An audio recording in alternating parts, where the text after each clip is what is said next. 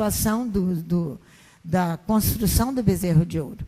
Eles constroem com aquilo que eles trazem do Egito, que essa contribuição que está se pedindo aqui agora, capítulo 25, Teromá, ela só vai se realizar no capítulo 35 do Êxodo.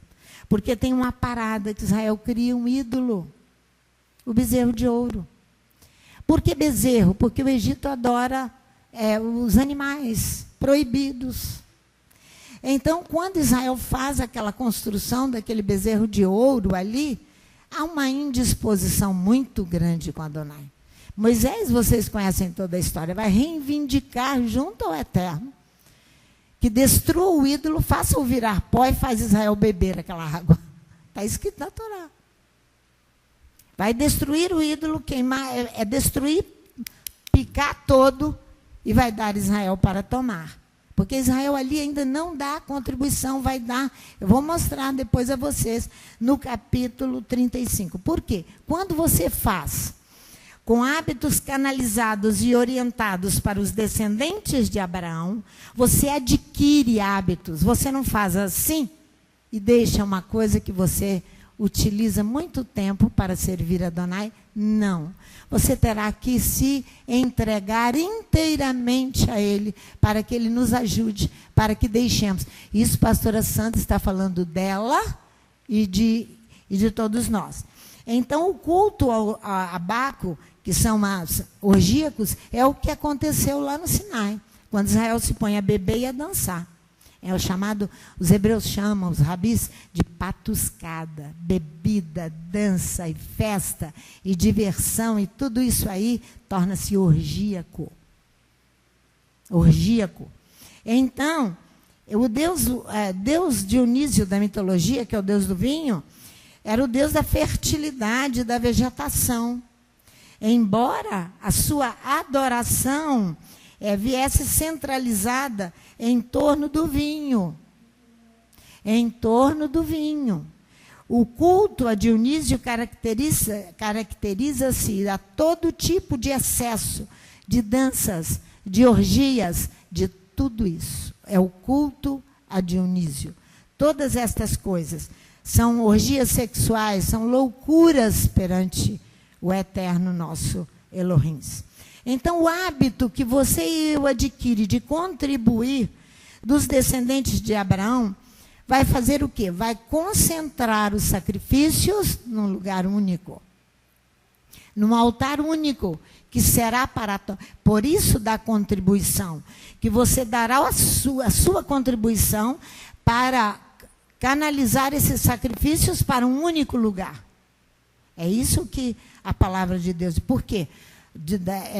O profeta diz, de Sião sairá a Torá. E a palavra do Eterno de onde? Saiu de Roma ou de Brasília? Não. Não saiu. Saiu de Jerusalém. Então, a segundo hábito que eu e você devemos aprender e canalizar para o descendente de Abraão, os descendentes dele, é a oferta apresentada no altar, como um rito purificador. Uma oferta feita ao altar, que significa um rito purificador. Ora, irmãos, a Torá nos ensina que nós temos nossos agravos, nossas carências, nossos pecados. Eu preciso me apresentar a Adonai, eu e você, para que Ele perdoe os nossos pecados, para que Ele retire as nossas carências e os nossos agravos contra Ele. Então, isso através dos sacrifícios da manhã e da tarde. Você verá comigo. A contribuição, Teromá, Êxodo 25:3, será uma doação de bens preciosos. Olha os bens: ouro, prata e bronze. Bens preciosos, metais de alto valor, não é? Então, o tríplice emprego da palavra teromá, contribuição, no versículo 2 e no versículo 3, que você encontra na sua tradução habitual como oferta, significa, revela que os primeiros metais, ouro e prata, eles são obrigatórios. vai ser então canalizado e exigido do hebreu. No Êxodo capítulo 31, essa oferta será obrigatória. Ouro e prata. A prata simboliza alegoricamente a oportunidade que eu e você temos de nos purificar. O ouro é o metal mais nobre ainda. Então, isso é obrigado, você é obrigado a ofertar. Isso não, sabe, vamos lá, na Torá. Êxodo capítulo 31. Êxodo 30? 30, não 31. Por quê? Porque aqui a Torá está explicando, ó, versículo 15. O rico não dará mais, nem o pobre dará menos de meio shekel. Shekel sou eu que estou falando. De meio ciclo, quando derem a oferta do Eterno, para fazeres expiação por vossas almas. É igual para todos, para o rico e para o pobre. Por quê? A Torá vai manifestar igualdade. A Torá vai manifestar o quê? Igualdade. E vai manifestar unidade em toda a nação. Por que que o bronze, pastora Sandra, não é obrigatório? Por quê? Por que que o bronze não é obrigatório? O terceiro metal, ele representa a nossa natureza bruta. Porque você tem o direito, o livre-arbítrio de querer tornar-se, voltar aquele homem lá do início, puro, simples, sem essa natureza animal. Você tem o direito de continuar assim. Ou então é uma oferta não obrigatória. O bronze não é obrigado. O símbolo dele é símbolo de uma natureza bruta, de um homem que é um animal, praticamente irracional, quando não se submete à Torá, aos profetas, a Yeshua, ensinador da Torá, o mestre em Israel, o rei de Israel e o Messias que virá. Essa natureza bruta, você está livre de deixá-la ou não. Essa contribuição, você está livre. Ela tem que ser voluntária. Davi, no capítulo 51, ele diz, dá-me, ó Eterno, um coração voluntário. Olha lá para você ver, Salmo 51.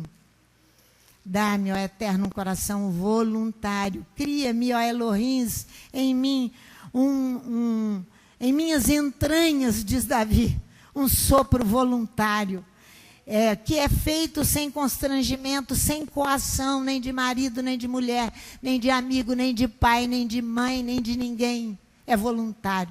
Eu dou porque eu quero ser transformado. Eu quero ser... Olha o versículo 12.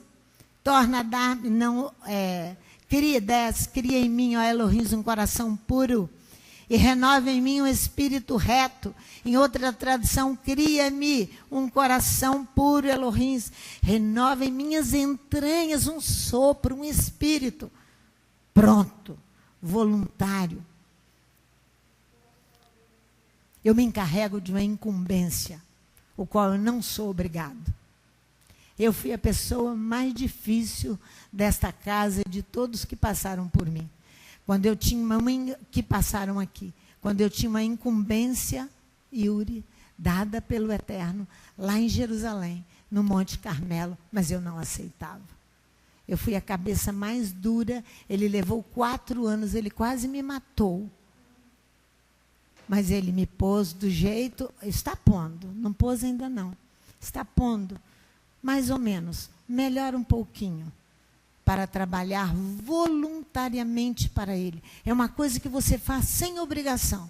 Você acorda, levanta e vai estudar, ou vai adorar, ou vai orar por alguém que está com muitas dificuldades, ou pelo outro, ou pela congregação. Isso ninguém te cobra. Isso é coisa voluntária. Isso é, Adonai tem que entrar em nós, nas nossas entranhas e nos transformar, para que você tenha um coração voluntário. É isso aí. É isso que é a oferta não obrigatória de bronze. Não é obrigado. Você só vai fazer se você desejar. Olha o versículo 8 do Êxodo 25. Faze-me um santuário. Olha o versículo 8. Nós estamos falando de um santuário. Então ele vai dizer: faze-me um santuário para que eu habite no seio de vós. Não é no meio, é no seio, é no interior, é no coração de cada um de vós. É isso que ele fala. No seio de vós, para que eu habite. O papel do santuário, olha aí, ó, como está. E me farão um santuário, para que eu habite no seio deles, no meio deles. O santuário é um memorial. O santuário é uma instituição divina como o Shabat. O santuário é uma instituição divina como o Shabat. Você pode guardar isso no seu coração. O santuário é uma instituição divina como o Shabat. Você tem a obrigação de trabalhar para que você abra o seu coração para deixar-se transformar e Adonai habitar. Para que ele habite. O papel do santuário, da morada, ele serve habitualmente a Adonai, para que Adonai esteja no seio. Você vai construir o santuário para que ele habite no seio, para a morada de Adonai. Não é morada de deuses, é morada de Adonai. E do seu povo. Olha só, então o que vai acontecer? A natureza da sua presença é indicada pela descrição do santuário itinerante, que andou daqui, ali, parou, ali, foi a Sitim e desmontou e andou mais até chegar na terra prometida. Ele é marcado pelo santuário itinerante, o único povo que o tem é o povo hebreu, no qual se encontra com Israel e caminha com Israel em suas peregrinações. É uma instituição divina de Israel que caminha com Israel até os nossos dias, porque é dentro de cada um de nós e tem o seu lugar também, é único. Então, além dessa natureza que pertence ao povo hebreu e pertence a nós, se nós nos submetermos à Torá e aos mandamentos, que Yeshua diz que aquele que me ama guarda os meus mandamentos. Então, a glória do santuário é representada pela nuvem que enche a tenda. Quando você termina o livro do Êxodo, no capítulo 40, você vai ver a descrição da nuvem ali, que se levantava. Israel tinha que desmontar o santuário itinerante e sair caminhando sem rumo. Sair caminhando sem rumo. Sair caminhando sem rumo para os homens que são cronometrados com horários e com tarefas e com isso e com aquilo. Tem que andar sem rumo. Sem rumo significa andar pelo Espírito. O Espírito diz: para, anda, vai, sem rumo. Por isso, ele vai andar então, a nuvem vai se levantar e Adonai vai com a sua glória e com a promessa da aliança. Por isso, as tábuas da Torá, sobre as quais estão gravados os 10 mandamentos, ou o decálogo, estão guardadas no cofre. Nessa construção da arca aqui, ó. Primeiro utensílio, primeiro móvel que eles vão fazer para o santuário. É a arca. Para colocar ali a Torá. A permanência da revelação divina no meio dos hebreus. A permanência da revelação divina no meio de nós, não é? Então, olha só, para você ver no Êxodo 29 comigo, versículo 42. A permanência divina só acontecerá se isso aqui no capítulo 29 do Êxodo, versículo 42, desculpe-me, diz assim: este será o erguido contínuo, holocausto nas traduções habituais. Este será o erguido contínuo. Contínuo é que não pode parar, todos os dias, por vossas gerações, à porta da tenda da congregação perante o Eterno. Ali vos encontrarei e falarei contigo. Essa é a relação. Por isso, a Flávia, não sei se ela está aqui, a Flávia, a esposa do Alexandre, tá? Flávia e eu lutamos durante 2 anos, procurando os melhores artistas de Vitória para poder fazer esse vidro aqui da Bimar. Não foi, Flávia? Flávia é testemunha ocular disso. Nunca conseguimos. Adonai nunca deixou. Sabe por que ele nunca deixou? Porque ele vai trazer... nós íamos colocar a figura da cidade de Jerusalém. Lindíssimo, né? Muito bonito. Mas não era isso que ele queria. Nós colocamos ali a Torá, em Números capítulo 18, versículo 7. Vai lá para você ver, porque é o serviço que vocês, homens, precisam prestar. As mulheres também. Mas está lá no Números capítulo 18, versículo 7. Depois você passa aqui, dá uma olhadinha, porque ficou bem delicado, Flávia. Ficou bonito o trabalho, não ficou? É capítulo 18. Aqui no capítulo 18 está falando dos deveres dos sacerdotes, dos levitas, que é aquele sacrifício contínuo que você acabou de ler. Todos os dias. Se você não o faz aqui, por um motivo qualquer, você não pode vir, você precisa fazer na sua casa, todos os dias. Olha aqui, olha o versículo 7. Mas tu e teus filhos, contigo, assumireis o vosso sacerdócio, em tudo que se refere ao altar, e por tudo que estiver atrás do véu, eu vos tenho dado o serviço do sacerdócio como dádiva. Nos deu como terumá, como uma contribuição. Adonai nos dando contribuição, irmãos, tem que chorar. Não dá para nem pensar isso, o presente levou-se, aqui não vai nem para frente nem para trás, enquanto ele não determina como deve ser. Por mais boa intenção que Flávia e eu tivéssemos. Flávia, porque ela é designer. Por boa intenção que nós tivéssemos, né, minha filha? Nós não conseguimos fazer nada. Só colocou, depois que deixou o ídolo, depois que destruiu o altar do ídolo, aí imediatamente o trabalho fica pronto. Imediatamente ele dá a sugestão. Porque aquele sacrifício contínuo, de Êxodo capítulo 29, que precisa ser oferecido, vocês precisam abraçar. Do contrário, como vocês vão ensinar as pessoas? Não tem como ensinar. Não tem como ensinar as pessoas se você não tiver uma vida de relacionamento íntimo com Adonai. É a construção do santuário, é a contribuição que você precisa dar.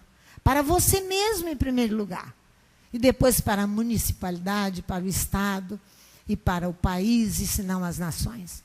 Yeshua deu uma contribuição como um hebreu, servo de Adonai, que não dá nem para aquilatar e nem pensar de tão grande que foi para a humanidade. Não é verdade?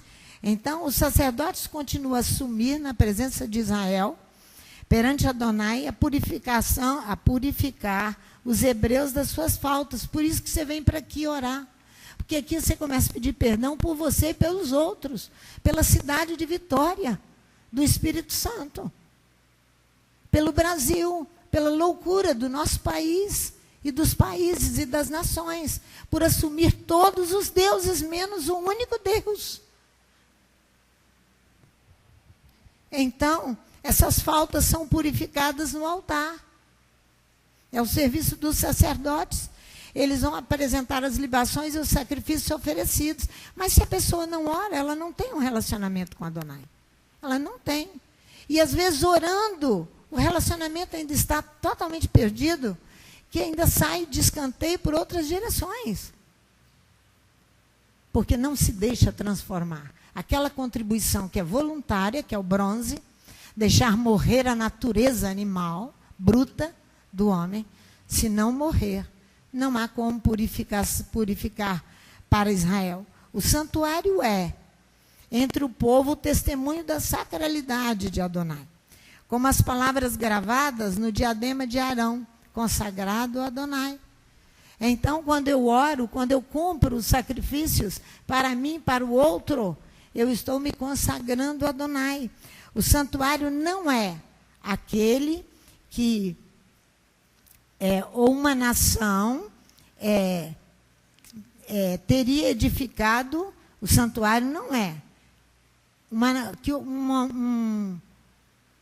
Um templo que alguém edificou para algum deus, ou para si mesmo, Porque você escolheu que fosse assim. Não é. O santuário prescrito em Terumá. Não é assim. Não é assim. Ele é construído dentro dos padrões da Torá, segundo os interesses de Adonai para o nosso aperfeiçoamento. Não é um Deus qualquer.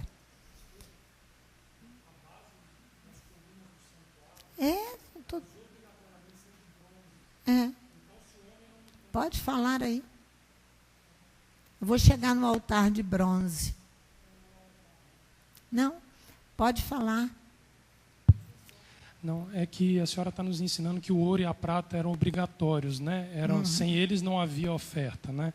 Mas que o bronze, que é a voluntariedade, já não era obrigatório. Porém, se nós fizermos um paralelo entre nós sermos a casa onde Adonai habita e o tabernáculo, que é esse modelo de casa, as colunas de sustentação todas são com base de bronze. Então, se não há base de bronze, não há sustentação de uma casa. Mesmo que seja voluntário... Você constrói na areia, né, meu filho? Você só ergue a casa se tiver bronze. É, que nós vamos colocar as crianças cantando para vocês, aquele que, Mateus capítulo 7, que constrói a sua casa sobre a areia. Vem o vento forte e bate na casa e a casa vai cair, porque não foi feita de colunas de bronze. É assim que é construído. Está aqui tudo descrito aqui no capítulo 26, o tabernáculo.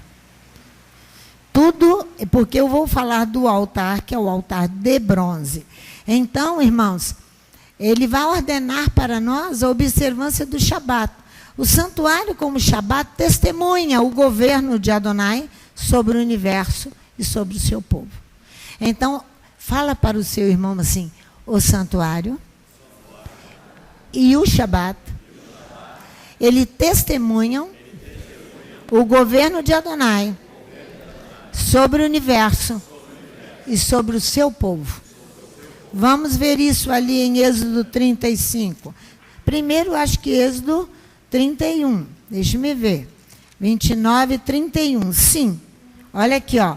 No 31, do versículo 1 ao 11 do Êxodo, ele vai chamar os homens que vão fazer o trabalho de toda a fundição de peças e construção dos móveis do santuário. É Bezalel e Aholiabe. Ele vai chamá-los por nome para construir o santuário itinerante de Israel. Então, no versículo 12, vem ele com o Shabat. Olha aqui. Disse mais o Eterno a Moisés: dize aos filhos de Israel: certamente guardareis os meus Shabats. Isto é um sinal entre mim e vós, nas vossas gerações, para que saibais que eu sou o Eterno que vos santifica. Portanto, guardareis o Shabat, porque santo é para vós. Aquele que o profanar certamente será morto. Qualquer que nele fizer algum trabalho será exterminado do meio do seu povo. 6 dias se trabalhará, mas o 7º dia será o Shabat do descanso solene. Por isso que ele é testemunha do governo de Adonai sobre o universo e sobre o seu povo. Qualquer que no dia de Shabat fizer algum trabalho, certamente será morto. Os filhos de Israel guardarão o Shabat, celebrando nas suas gerações por aliança perpétua. Entre mim e os filhos de Israel será ele um sinal para sempre.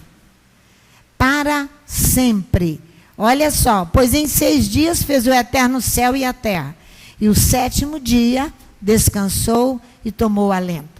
Quando o Eterno acabou de falar com Moisés no Monte Sinai, deu-lhe as 2 tábuas do testemunho, as tábuas de pedra, escritas pelo dedo de Elohim. Agora veja comigo o capítulo 35.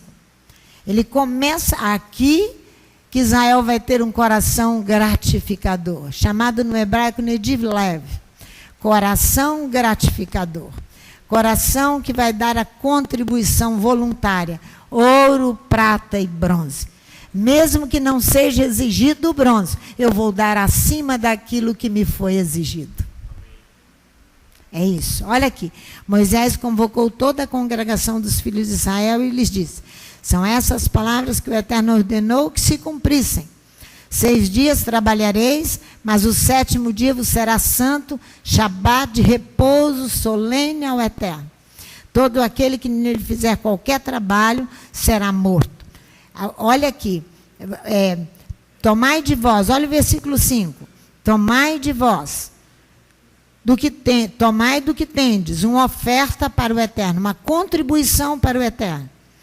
Cada um cujo coração é voluntário, um coração disposto, um coração doador, e trará a oferta alçada ao Eterno, ouro, prata e bronze, como também estofa azul, porque eles vão devolver a Adonai ouro, prata e bronze, eles vão fazer o Egito participar da construção do santuário. O Egito participará involuntariamente. Involuntariamente o Egito participará, porque eles trouxeram esses metais do Egito. Lembra que Adonai manda que todo o Egito desce, vai lá e peça que eles vão dar a vocês? O Egito vai participar voluntariamente. Então, Shabat é algo que vai testemunhar o governo de Adonai sobre o universo e sobre o seu povo.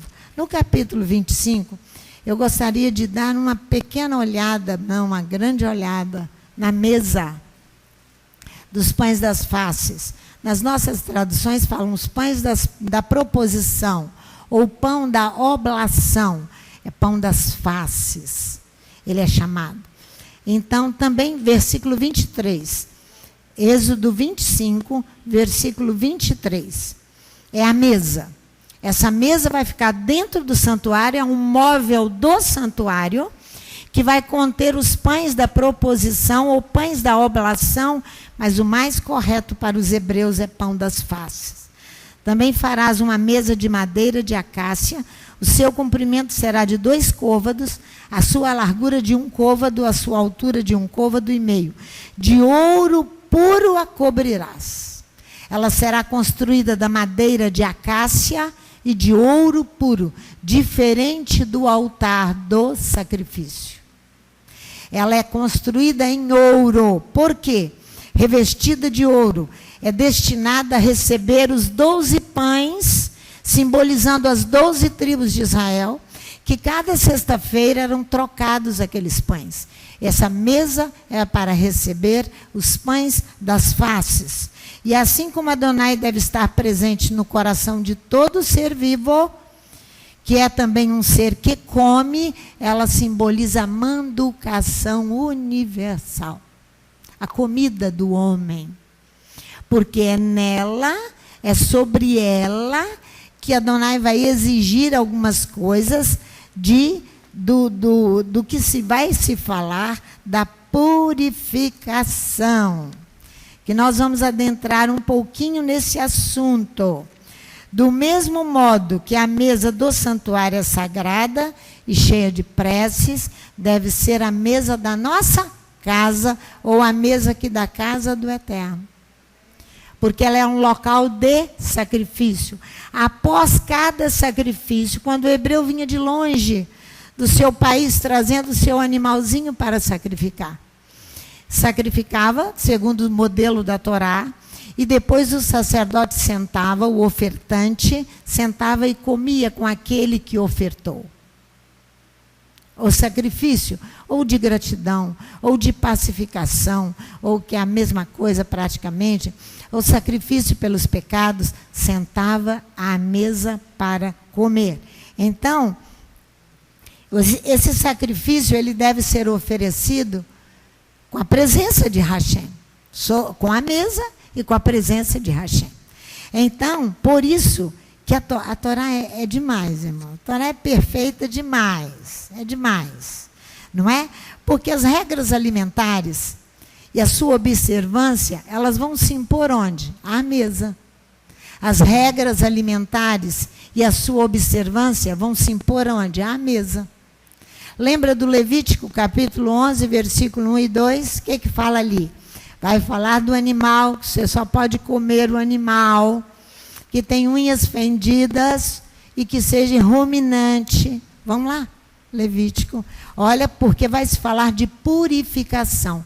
puro e contaminado. O que é contaminado não comereis. O que é puro vocês podem comer. Então, as regras alimentares vão se impor à mesa. Por isso que essa mesa é muito, muito, muito importante. Olha o capítulo 11 do Levítico até o capítulo 15, você verá todas as regras de observâncias entre o puro e o contaminado. Aquilo que pode e aquilo que não pode. Olha aqui, disse o Eterno Moisés e Arão.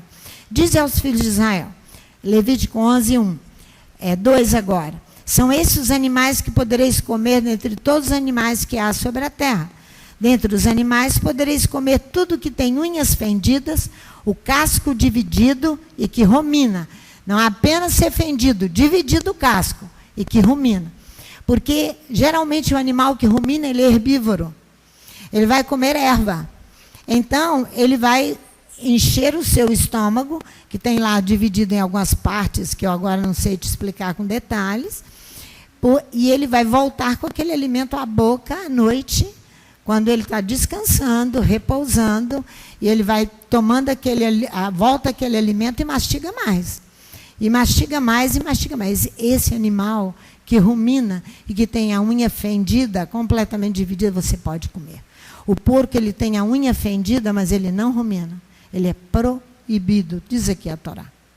Então, aqui começam as leis alimentares de purificação. O que pode comer e o que não pode comer. Aqui. Porque está falando de algo que você põe à mesa. Que você serve à mesa. Não é isso aí? Então, nós precisamos de observar isso aí, essa imposição à mesa. Aí dentro dos animais podereis comer aqui tudo que é no ar, no mar e na terra. O Levítico 11 vai falar. Agora, fala, meu bem.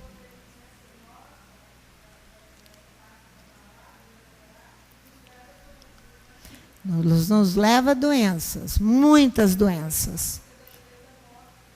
A morte, muitas doenças.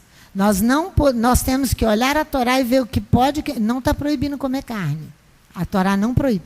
Não passe para a extravagância que tomaram os adventistas. Me desculpem os meus irmãos. Extravagância. Extravagância. Excesso. Passaram para algo científico. Deixaram de viver de fé. Hã? Como? Excesso de zelo? Não, nem digo que é excesso de zelo. Não acredito, não. Eis o animal que comereis, diz a Torá. Eis o animal que deveis comer. Ele está falando ali para nós e determinando questões que vão... Olha o Levítico 11, eu só queria que você fosse lá. Olha aqui, no versículo 44. Eu sou o eterno vosso Elohim. Consagrai-vos e sede santos. É puro e contaminado, tá? Porque eu sou santo. Não vos contaminareis com nenhuma criatura que se arrasta sobre a terra. Eu sou o eterno que vos fiz subir da terra do Egito para ser o vosso Elohim. Portanto, sede santos, porque eu sou santo. Então, você vai ver aqui que a marca do animal está na fenda, com pequenas fendas ou rachaduras. São fendas mesmo, pequena abertura no comprimento do pé do animal, né? E que rumina. A Torá exclui os animais que não são assim, e que são ferozes e carnívoros. Passa isso para o homem. Passa isso para o homem que é um animal. São ferozes e carnívoros. Ele vai limitar o consumo da carne, e esse animal mesmo se limita, ele come praticamente ervas. Os animais que se alimentam das partes vivas das plantas e dos vegetais. Esses são os ruminantes, os herbívoros. Esses aí eles geralmente ruminam e geralmente têm o casco fendido. O ato de submeter o animal, quando ele se submete à ruminação, à mastigação, o que eu disse? A mesa vai falar da manducação, da alimentação. A mesa vai falar. É aquela mesa, a ornamentação do santuário. Por isso que é das faces. Ele vai reconduzir o alimento até a boca e vai... É a mesma coisa você. Quando não tem discernimento, ouve as coisas e as pessoas ensinando as coisas e você não rumina nada. O homem é ruminante. Ele precisa ruminar. Precisa trazer aquilo que te deram de alimento e saber se confere com a palavra de Adonai, com Yeshua, com os profetas e com o livro dos Salmos. Precisa saber. Se confere. Se não confere, é contaminante.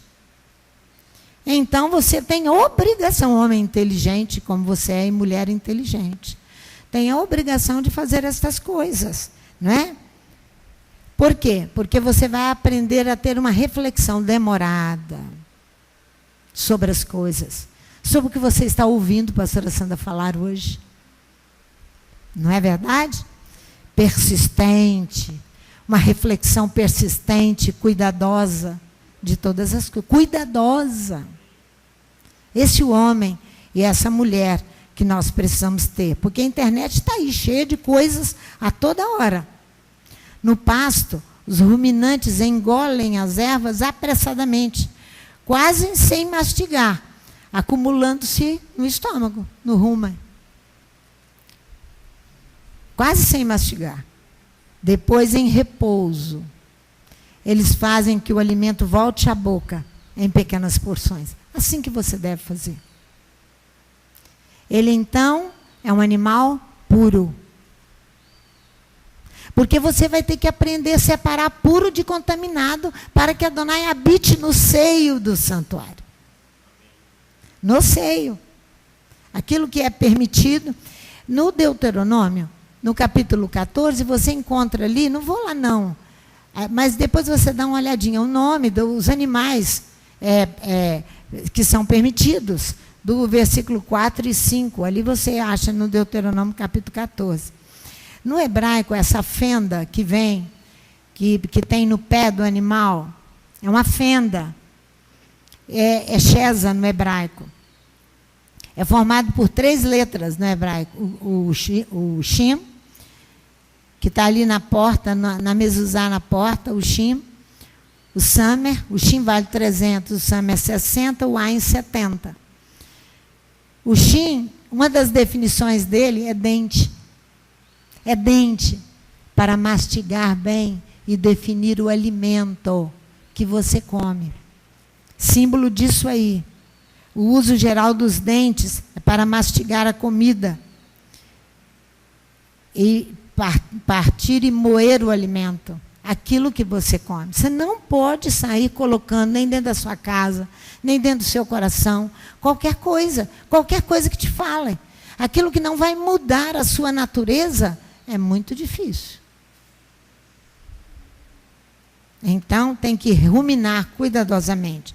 O Samer significa apoio e remédio. Apoio e remédio. A letra Samer, que vale 60. Porque Adonai é aquele que é apoio, aquele que apoia o que cai.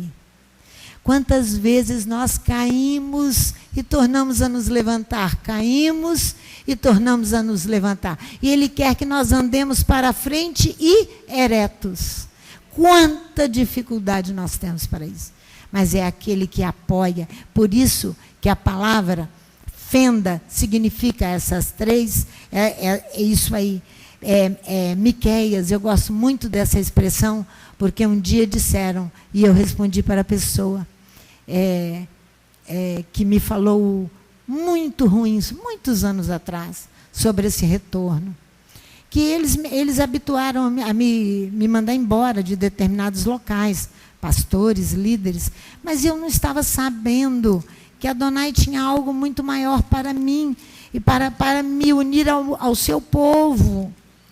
Trabalhar junto com o seu povo, eu não sabia disso. Então eu sofri horrivelmente. Mas nesse dia eu soube responder essa pessoa. Provavelmente era com a letra Samer. Ela faz uma bolinha assim e tem uma pontinha assim. Dá vontade de comer as letras hebraicas. Porque elas são alimento para nós. Então, a pessoa disse que eu estava caída E eu respondi para ela com o profeta Miqueias, no capítulo 7. Sofrerei a ira do Eterno, porque pequei contra ele. Até que julgue a minha causa e execute o meu direito. Ele me trará a luz e eu verei a sua justiça. Ele castigou-me muito, que é o Salmo 118. Mas ele não me entregou à morte. Eu estava num presídio fazendo uma visita. E uma senhora ali, que havia praticado um crime em Vila Velha, matou uma idosa. Por causa de um anel que não saía do dedo, ela queria o anel. Ela executou aquela mulher. Foi presa. Eu chego no presídio.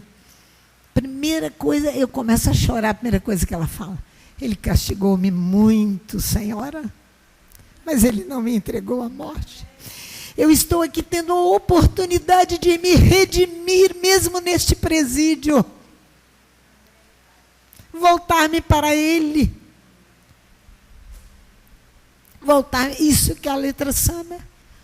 Da fenda. Isaías, no capítulo 40 também. No versículo 30, fala sobre essa questão.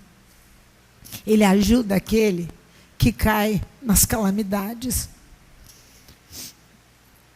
Que cai com as calamidades. Ele ajuda a edificação da casa sobre a rocha, para que esta casa não caia, é o Samer. Ele vai fazer o quê? Essa letra simboliza ajuda divina, remédio. Quando ele coloca lá no aparte hospital, Ezequiel capítulo 47, versículo 12, ele diz: o fruto será para alimento, e as folhas da árvore da Torá serão para remédio. Ele coloca na cara da ciência inteira que está ali a sua palavra, que é vida para aqueles que nela se apegam. Coloca na cara da ciência que ele é capaz de curar, de libertar a todo aquele que está, de ajudar. Ele é remédio. Levantar o que caiu. Paulo, quando ora por Eutico, lá em Atos, no capítulo 20, ele cai, lembra que Paulo foi ensinando, ele cai da janela. Paulo vai lá e ora. O que ele traz? Remédio, ajuda, a oração traz aquele que cai. Por isso, por causa da fenda que precisa ter. Ele significa remédio, está na nossa paraxá. Olha aqui, ó, no Êxodo, no capítulo 15, 26 e no Êxodo 23. Ó. Olha o que ele diz. Olha no capítulo 15, o cântico de Miriam. O versículo 26. Disse Elohim: se ouvires atentamente a voz do Eterno teu Elohim, fizeres o que é reto, deixares a contaminação diante dos seus olhos, inclinares os teus ouvidos aos seus mandamentos, guardares todos os seus estatutos, nenhuma enfermidade virá sobre ti, das que enviei sobre os egípcios, pois eu sou o Eterno que te sara. No versículo 20, no capítulo 23, o versículo 25, a parte B, ele fala: eu sou Elohim que te sara, sou o teu remédio, eu sou a tua cura. O fruto servirá de alimento, mas as folhas para remédio. Porque essa água que vem correndo ali, vem do santuário único. Vem do santuário. Se você lê com calma em casa, porque eu não tenho tempo de ler com você. Ezequiel capítulo 47 até o versículo 12. As margens daquele rio nascerão árvores, que darão frutos. Seus frutos serão para alimento e suas folhas para o remédio. Tudo só pode, o fruto também deve ser fendido. O fruto também deve ser fendido. Eu trabalhei essa semana com a congregação falando sobre as leguminosas, que tem as suas vagens. Toda árvore que tem aquela sua vagem, que é como feijão, que é o rasteirinho. Mas tem aí a acácia, que dá aquela vagem enorme, e ela fende para os dois lados, é uma leguminosa. Fende. A mesa é feita de madeira de acácia. Olha, nada é por acaso. Nada é por acaso na Torá e nem na Bíblia. Nada. O Ain fala de liderança para formar a palavra fenda, Sheza no hebraico. O Ain fala, tem o seu valor 70, ele fala de liderança, de olhos e de salvação. Todo líder, ele tem que trazer salvação ao povo, senão ele não é líder. Senão ele não é líder. Líder segundo os olhos de Adonai, segundo a letra Ain. Não é? Aí Adonai diz que, lá no Eclesiastes, diz que seus olhos verão seus mestres. Aquilo qual você se apoiou para aprender e comeu tanta coisa contaminada. E tornou-se, fez uma ingestão de coisas abomináveis a Adonai. Você e eu fizemos. Então, o que acontece? Acontece que nós ficamos saciados destas coisas e não temos um relacionamento com Adonai. Também fenda no hebraico é shaza, divisão. Tudo aquilo que tem o casco fendido é empregado também para designar a ação de partir um animal ao meio. Mas eu quero te dizer que toda a descendência de Abraão, toda, olha a promessa feita a ele no Gênesis capítulo 15, Abraão. Se você declara que você é descendente de Abraão, você verá essa questão aqui, olha lá. Adonai vai dizer para Abraão no capítulo 15, você saberá que a sua descendência, Abraão, ficará prisioneira e escrava 400 anos no Egito, para aprender o caminho da purificação e deixar aquilo que é contaminado. 400 anos, olha aqui, aos animais que vão dividir ao meio. Versículo 8, perguntou-lhe Abraão, ó eterno Elohim, como saberei que eu hei de herdar a terra? Respondeu-lhe, toma uma novilha de 3 anos, uma cabra de 3 anos, um carneiro de 3 anos, uma rola e um pombinho. Abraão trouxe-lhe todos esses animais, partiu-os pelo meio e pôs cada parte deles em frente da outra, e as aves, porém, não partiu. Então as aves de rapina desciam sobre os cadáveres, porém Abraão as enxotava. Nós estamos falando de fenda, de partir, disso aí. Ao pôr do sol caiu um sono profundo sobre Abraão, e lhe sobrevieram grande pavor e densas trevas. Então disse o eterno Abraão, sabe com certeza que peregrina será a tua descendência na terra alheia, e será reduzida à escravidão, à servidão, será afligida por 400 anos.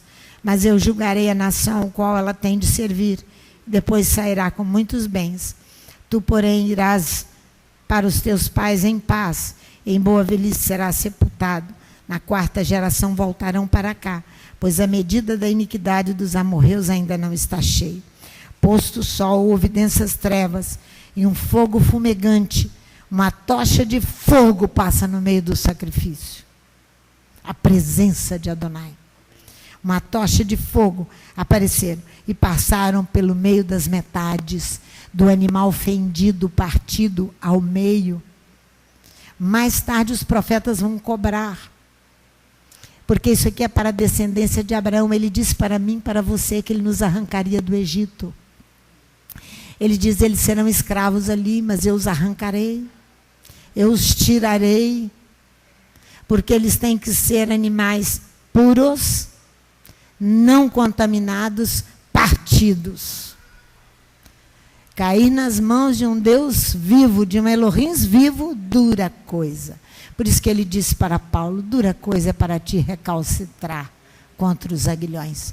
Eu te chamei, Paulo, eu te fiz cair do cavalo para que você pudesse enxergar a Torá pelo Espírito e ensinar a muitos.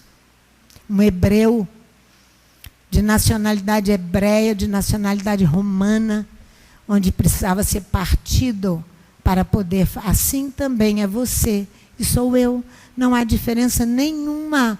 Só que quem vai ensinar vai ser partido mais ainda. Mais ainda. Porque se você desviar outros, está aí Edir Macedo com aquela bobagem do arrebatamento ali. Mas falou uma coisa interessante que Yeshua disse.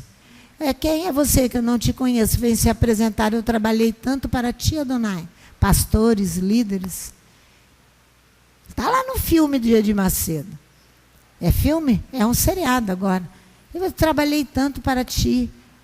Aí Yeshua diz, mas eu não te conheço, aparta-te de mim. Não é isso aí? Essa é uma coisa boa, ele disse. Entendeu? Porque nós temos, ele tinha que estar na televisão, irmãos, ensinando o povo a deixar-se, a se entregar inteiramente a Adonai nesses últimos dias, na volta do Rei Messias. Nós precisamos disso. Então, a descendência de Abraão vai passar por dura provação. Ela será afligida. Essa dura provação é para purificação. A dura provação é para purificação. A dura provação é para purificação. Porque não tem como comer à mesa com Adonai coisas contaminadas, e nem animal que não seja fendido, que tenha a unha fendida e que não seja ruminante, não é? Então, não podemos ter o menor traço de ceticismo na relação com Adonai e com a sua aliança. A aliança foi dada a Abraão. Não pode haver em nós nenhuma incredulidade quanto a essa aliança. Do contrário, há impureza no meio de nós. Não pode haver. Não é? O ceticismo significa dúvida, descrença. Não é? Aquele que não crê, que duvida de tudo, desconfiadíssimo. Desconfiado de tudo. Não é? Essa é uma doutrina filosófica, hedonista, que duvida de tudo. Duvida de tudo, de tudo. Primeiro dos grandes céticos foi um grego chamado Pirro, ou Pirrão, ou então Pirron, esse grego. Essa doutrina desconfiada. Isso é uma doutrina bíblica, doutrina filosófica. Caracteriza-se por negar que o homem pudesse atingir a verdade. Essa doutrina caracteriza-se em negar que o homem possa atingir a verdade. Pode, se você deixar. Pode, se você obedecer. Quem obedece é feliz. Quem não obedece, sofre. Porque só conhecem as coisas pela aparência. Então, parece que isto seja uma utopia que nós estamos falando. Isso é uma legislação da Torá. Para toda a humanidade, Torá é para todos. É para Sandra, é para o outro, é para a outra, é para o presidente da República, é para todos. Senão, aqueles que não satisfazem essas condições, eles são o quê? Imundos. Aqueles que não satisfazem essas condições são imundos. Lógico que Adonai vai cobrar de cada um individualmente, segundo a condição de cada um. Eu acho muito interessante aquela questão de Jeoaquim. Jeoaquim, nós vamos falar dele lá em 2 Reis, já estou terminando, porque eu quero só mostrar depois o altar de bronze. 2º livro dos Reis, capítulo 24. 2º livro dos Reis, capítulo 24, versículo de 8 a 17. Jeoaquim foi levado cativo para a Babilônia por vários motivos de desobediência a Adonai. Ele permaneceu na prisão 37 anos. Era um motivo para a purificação de Jeoaquim. Jeoaquim, ele foi liberto e foi-lhe garantido a subsistência de alimento por Evil-Merodach, rei da Babilônia. Olha aqui, Olha no versículo, capítulo 20, que eu falei, 24, de 8 a 17. De 8 a... É isso aí, de 8 a 17. Tinha Joaquim 18 anos de idade quando começou a reinar. 3 meses reinou em Jerusalém. Era o nome da sua mãe Neusta, filha de Elnatã de Jerusalém. Fez o que era mal aos olhos do Eterno, conforme tudo que fizera seu pai. Nesse tempo subiram os servos de Nabucodonosor, rei de Babilônia, contra Jerusalém e a sitiaram. Nabucodonosor, rei de Babilônia, veio contra a cidade, enquanto seus servos a estavam sitiando. Então saiu Joaquim, rei de Judá, ao rei de Babilônia, ele, sua mãe, seus servos, seus príncipes, seus oficiais. No 8º ano do reinado do rei de Babilônia, ele levou Joaquim preso. Tirou dali todos os tesouros da casa do rei. Despedaçou todos os vasos de ouro que fizera Salomão, rei de Israel, no templo do Eterno, como o Eterno havia dito. Ele vai destruir e queimar o templo inteiro.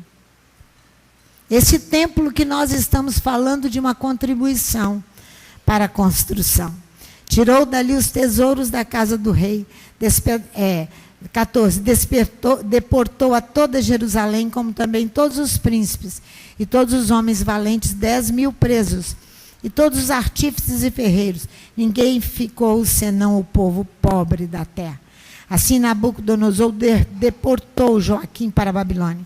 E também a mãe do rei, as mulheres. E olha o versículo 17. O rei de Babilônia estabeleceu o rei em lugar de Joaquim, Matanias, seu tio paterno, e lhe mudou o nome em Zedequias. Tinha Zedequias 21 anos de idade quando começou a reinar, e 11 anos reinou em Jerusalém. Mas eu quero falar que ele vai libertar Joaquim, no capítulo 25, não é? É assim, versículo 27.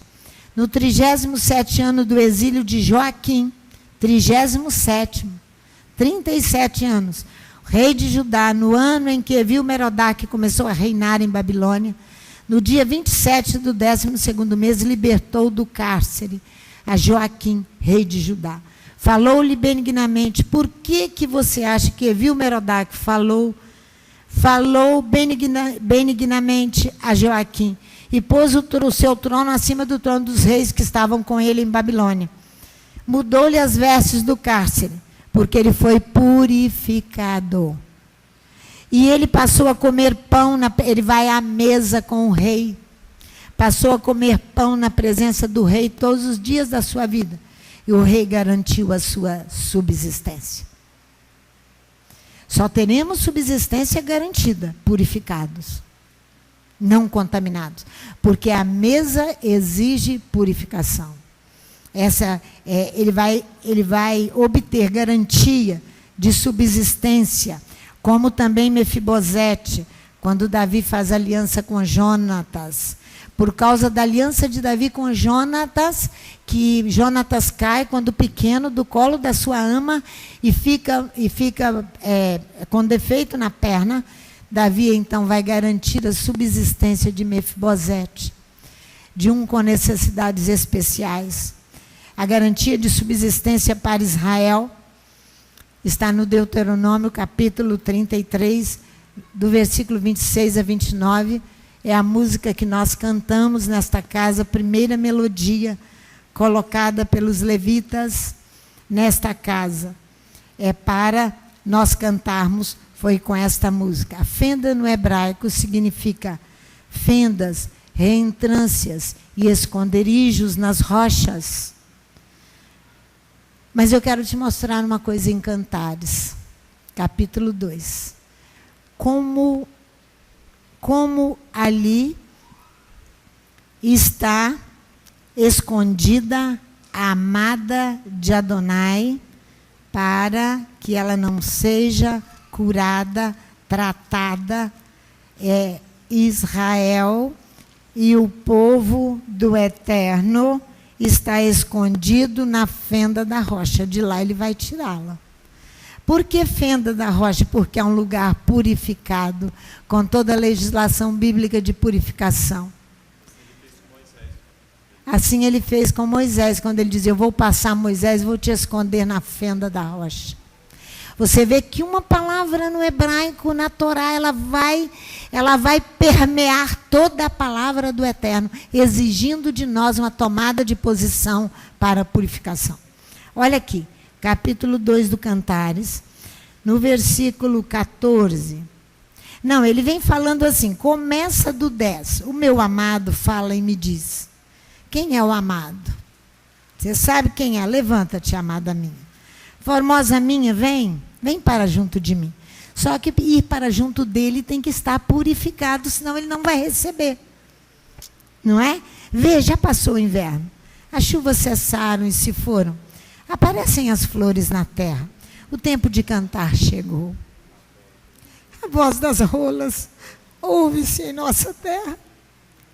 A figueira deu os seus figos a Israel. E as vides em flor exalam o seu aroma. Levanta-te, amada minha, formosa minha, e vem.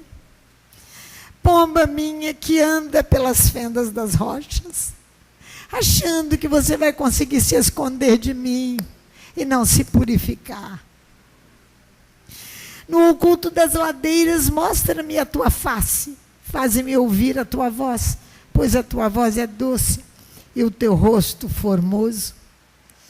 Ele diz, ele está apaixonado por ti, venha, se exponha para ele, saia de um lugar, de uma fortaleza. Uma rocha fendida é uma fortaleza, porque vai falar de algo purificado, como aquilo que vai sobre a mesa. Eu quero voltar com você, eu não quero nem te mostrar, os criminosos se escondem nas fendas das rochas. Edom se esconde. Adonai diz, eu vou lá, Obadias, Jeremias, eu vou lá e vou te arrancar da fenda das rochas. Vou te arrancar. Mas eu quero voltar a Torá para encerrar, para te mostrar o altar. Êxodo capítulo 27. Êxodo capítulo, o altar dos sacrifícios, dos holocaustos, ou do erguido, no capítulo 27, 27. Está aqui, ó. Farás também o altar de madeira de acácia, já é na próxima paraxá, de 5 côvados será o seu comprimento, de 5 côvados a largura, de 3 côvados a altura. Ele é quadrado.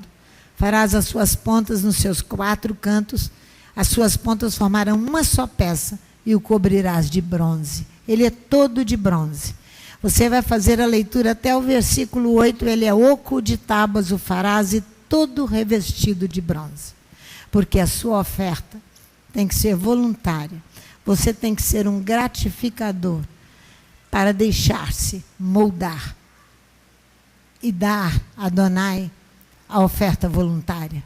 O bronze você não é obrigado a dar. Não continue com a sua natureza bruta, porque ele não te receberá. Sai de onde você está se escondendo dele e se apresenta a ele. Enquanto há tempo, enquanto há tempo, enquanto há tempo. Que o Eterno nos abençoe. Eu não vou ler tudo porque meu tempo acabou. Aí você vai ler em casa, você vai ver que essa faz parte da próxima paraxá. Você verá ali que você precisa sair de onde você está tentando se esconder para se apresentar ao seu amado. Pai, eu quero te louvar e quero te glorificar por esse ensino desta manhã. Muito obrigada, Pai. Obrigada porque tu excedes toda a bondade para falarmos ao coração. Seja o eterno Rei sobre nós, reina sobre nós. Não reine o espinheiro sobre nós, reine o eterno. Davi, antes de construir o altar, ele disse para ti que ele havia pecado, caiu nas mãos do Eterno. Mas não cai nas mãos dos homens. Porque o Eterno é misericordioso e cheio de graça. Ele compra a ira de Araúna e vai levantar o altar. Voluntariamente ele se deu ali para construir um altar, para poder sacrificar a ti, para manter os sacrifícios permanentes e tomar posse da terra. Dá-nos a tua bênção. Tenha misericórdia de nós, desta casa, dos nossos convidados, dos nossos vizinhos, dos nossos irmãos, dos nossos amigos. Dá-nos a tua bênção. É o que nós te pedimos. Em nome de Yeshua, Mashiach.